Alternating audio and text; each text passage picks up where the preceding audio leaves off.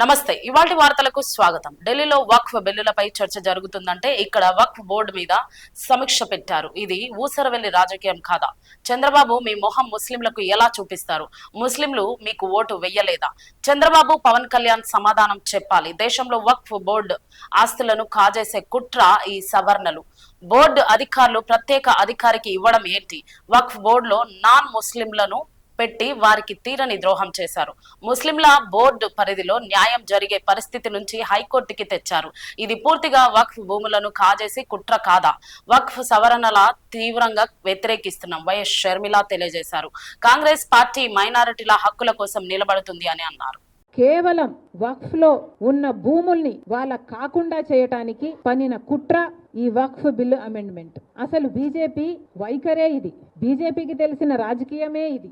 మతం పేరుతో చిచ్చు పెట్టాలి, ఆ మంటలో చలి కాచుకోవాలి. మతం పేరు, కులం పేరు చెప్పి మనుషుల్లో విభజన తేవాలి. విభజన తెచ్చాక ఎవరికి వాళ్ళు ఏ కమ్యూనిటీకి ఆ కమ్యూనిటీ విడిపోతే, పోలరైజ్ అయిపోతే దాన్ని ఓటు బ్యాంక్ గా మార్చుకునే వికృత ఆలోచన బీజేపీ. మరొక్కసారి మళ్ళీ ఇదే చేసింది బీజేపీ పార్టీ. ఓటు బ్యాంకుల్ని పోలరైజ్ చేసి లబ్ధి పొందాలి అని బీజేపీ పార్టీ కుట్ర పన్నింది. అందులో భాగమే ఈ వక్ఫ్ బిల్లు అమెండ్మెంట్.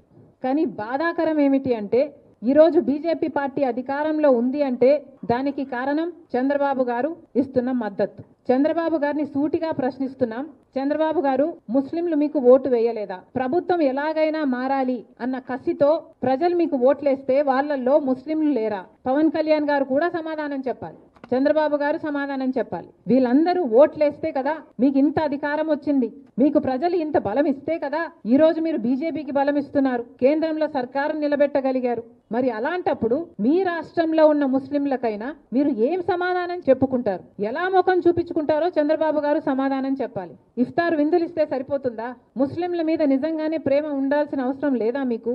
వాళ్ళ ఓట్లు వేయించుకున్నారు. ఒక పక్కేమో ముస్లింలకు అన్యాయం జరగకుండా చూస్తామని చెప్తున్నారు. కానీ మీ ఊసరవెల్లి రాజకీయాలు ఇంకో పక్కేమో విప్పు జారీ చేసి మరి వక్ఫ్ బిల్లు అమెండ్మెంట్ కి మద్దతు ఇమ్మని చెప్పారు. ఇది ఎలా సాధ్యం? మీరు ముస్లింలకు న్యాయం చేసిన వాళ్ళ, అన్యాయం చేసిన వాళ్ళ? ఇఫ్తార్ భోజనంలో మీరు ముస్లింలకే విషం పెట్టిన వాళ్ళు. ఈ రోజు ముస్లింల ద్రోహిగా మిగిలిపోయాడు చంద్రబాబు గారు. ఇది సామాన్యమైన విషయం కాదు. ముస్లింలకు ఇంత ద్రోహం చేస్తుంది బీజేపీ పార్టీ, వాళ్లకు మీరు అండగా నిలబడ్డారు. ఇది న్యాయమేనా? ఆంధ్ర రాష్ట్ర ప్రజలకు సమాధానం చెప్పాలి చంద్రబాబు గారు. ఏ రీతిలో న్యాయం చేసినట్టు? ఒక పక్కేమో ముస్లిం వాళ్ళ ఆస్తులను తీసేసుకోవాలని బీజేపీ పార్టీ కుట్ర చేస్తే దానికి మీరు అక్కడ మద్దతు ఇస్తున్నారు. ఇక్కడేమో మళ్ళీ అదే సాయంత్రం ఇక్కడ రిపేర్ కార్యక్రమాలు. మేము ముస్లింలకు అండగా నిలబడతాం, ముస్లిం బిడ్డలకు చదువు చెప్తాం, ముస్లిం ఆస్తులను కాపాడుతాం. ఎవరిని నమ్మించే ప్రయత్నం చేస్తున్నారు చంద్రబాబు గారు? మీ ద్వంద్వ వైఖరి ఇక్కడ బయటపడుతుంది. మీ ఊసరవెల్లి రాజకీయాలు ఇక్కడ బయటపడుతున్నాయి. ఏ విధంగా న్యాయం చేసినట్టు ముస్లింలకు? ముస్లింలకు ఈరోజు ఇంతకు ముందు ఏదైనా వాళ్ళకి సమస్యలు వస్తే వక్ఫ్ బోర్డుకి సంబంధించి కానీ ఆ కమిటీలకు కానీ సమస్యలు వస్తే ఒక ట్రిబ్యునల్ ఉండేది. కానీ ఇప్పుడు హైకోర్టు కూడా అలౌ చేస్తున్నారు అంటే ఇంకంటే ఆ భూములకు సంబంధించి ఏదైనా ఇబ్బందులుంటే ప్రభుత్వం అయినా ప్రైవేట్ పార్టీలైనా నేరుగా హైకోర్టుకే పోవచ్చు. ఇక వాళ్ళకి అక్కడ న్యాయం జరుగుతుందా? వక్ఫ్ బోర్డులకు కానీ ముస్లింలకు కానీ ఎంత విచిత్రం. ఇంతకు ముందు ఆ కమిటీలే పరిష్కరించుకునేవి. ఇప్పుడు ప్రభుత్వం చేతిలోకి ఆ అధికారం అంతా తీసుకుని వెళ్ళి ప్రభుత్వమే ఒక ప్రత్యేక అధికారిని నియమిస్తుందంట. అంటే అధికారము, అజమాయిషి అంతా ఇక ప్రభుత్వానిదే. ఇక వక్ఫ్ బోర్డులు ఎందుకున్నట్టు? ఏం పని చేయడానికి ఉన్నట్టు? వాళ్ళ చేతుల్లో అధికారమే లేనప్పుడు వాళ్ళని ఎందుకు ఉంచడం? ఎందుకు? ఇంకా ఏం మర్యాద ఉంటుంది వాళ్ళకి? ఇంతకు ముందు ఎప్పుడూ లేని విధంగా ఇప్పుడు వక్ఫ్ బోర్డులలో కూడా నాన్ ముస్లింలను కూడా చేర్చాలి అని ఒక అమెండ్మెంట్ తీసుకొచ్చారు.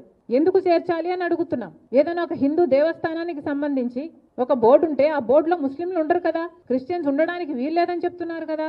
ఒక సిక్ బోర్డు ఉంటే దాంట్లో అందరు సిక్స్లే ఉంటారు కదా, ముస్లింలు ఉండరు కదా. మరి అలాంటప్పుడు ఈ వక్ఫ్ బోర్డుకు సంబంధించిన వాళ్ళల్లో నాన్ ముస్లింస్ ను ఉంచాలి అని ఎలా చెప్తున్నారు మీరు? ఇది ముస్లింలకు చేస్తున్న ద్రోహం కాదా? చిన్న చూపు కాదా? వారికి అన్యాయం జరగటం లేదా ఈ దేశంలో? మోడీ గారు సమాధానం చెప్పాలి, చంద్రబాబు గారు సమాధానం చెప్పాలి. ఒకటి కాదు, రెండు కాదు, ఒక్కటి కూడా ఒక్క క్లాసులో కూడా ముస్లింలకు న్యాయం జరిగే క్లాసు లేదు. కొన్ని వందల సంవత్సరాలుగా వక్ఫ్ బోర్డుకు సంబంధించిన ముస్లిం ఆస్తులు ఆ బోర్డులలో ఉన్నాయి. ఎప్పుడు వందల సంవత్సరాల నుంచి వక్ఫ్ బోర్డు నుంచి వస్తున్న ఆస్తులు ఇప్పుడు దిక్కు లేకుండా పోతుంది. 12 ఏళ్లగా వక్ఫ్ భూముల్లో ఎవరైనా ఆక్రమించుకుంటేనట ఇప్పుడు వాళ్ళయే అయిపోయే అవకాశం కూడా ఉందట. ఇది కూడా కల్పిస్తున్నారు. కేవలం ముస్లింల భూములు వాళ్ళ నుంచి లాక్కునే ప్రయత్నం ఈ వక్ఫ్ అమెండ్మెంట్ బిల్ అని. ఇది చాలా చాలా దారుణం. ఇంత దారుణమైన బిల్లుకి చంద్రబాబు గారు విప్పు జారీ చేసి మరి మద్దతు ఇవ్వడం ఇంకా దారుణం. మళ్ళీ చెప్తున్నాం, కాంగ్రెస్ పార్టీ తీవ్రంగా ఖండిస్తుంది ఈ చర్యను. ముస్లింల పక్షాన కాంగ్రెస్ పార్టీ ఎప్పుడు నిలబడే ఉంది. మీ హక్కుల కోసం, మీ రాజ్యాంగబద్ధమైన హక్కుల కోసం కాంగ్రెస్ పార్టీ నిలబడ్డమే కాదు, కొట్లాడుతుంది అని మరొకసారి మనస్ఫూర్తిగా అష్యూరెన్స్ ఇస్తుంది.